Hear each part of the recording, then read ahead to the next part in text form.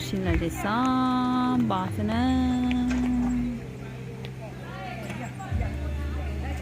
cái được tiền á cạnh mà rong cái hàng á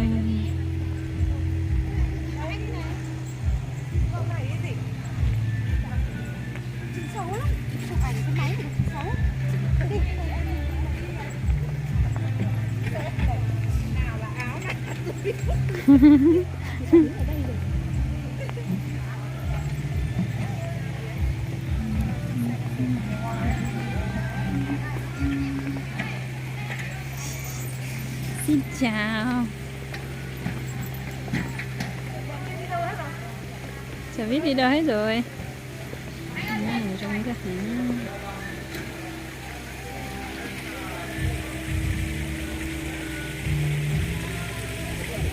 nó mình chỉ không có tiền đó là cái phần đây này không có hàng này đi cô không có hàng đây thế lỗ tôi tin là không có chỉ không có được tiền đó đi phần này cái gì xin này không có hàng đấy không có hàng đấy không có được tiền nữa không có hàng đấy.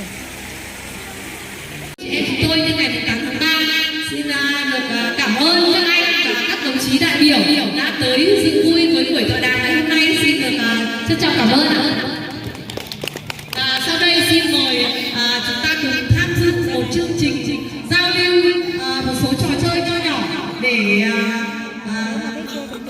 giải tỏa tinh thần sau những ngày làm việc vất vả cũng như là tặng lên cho chị em một niềm vui nho nhỏ để bước vào một cuộc sống cũng như là lo toan cho công việc với gia đình được toàn diện hơn và gia đình thì hạnh phúc hơn.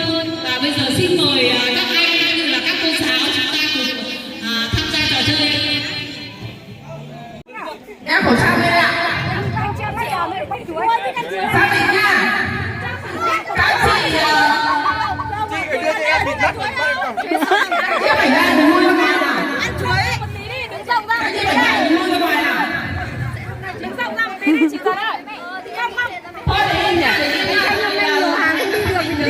Nào đi lên nào Giang ơi, để con nhìn thấy nào.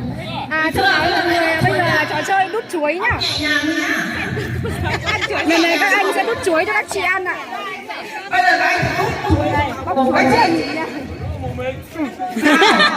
Đừng đi nào, tay không được chơi vào thì chuối nha. Các chị chuối vào Các anh bóc nhịp nhàng thật. 3, 2, 1, bắt đầu.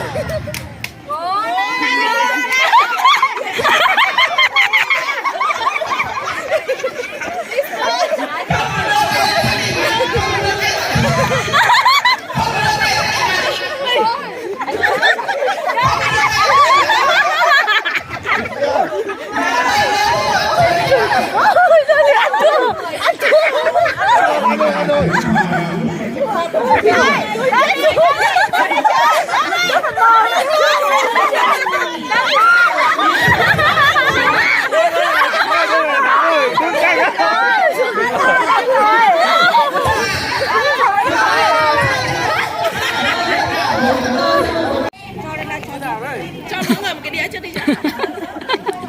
Được chưa? Hàng ngày đây là con Hương ở đây tổ chức cho các con chơi trò chơi này là hay và các con rất là vui.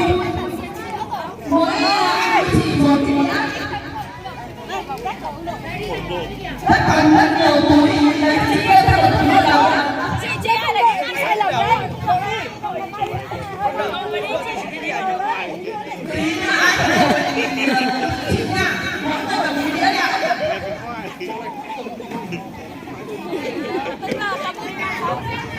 Mẹ đi tiến nha.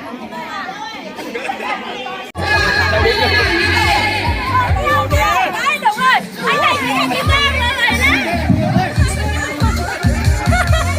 Nhanh nào, nhanh nào. Thế là trong này quay.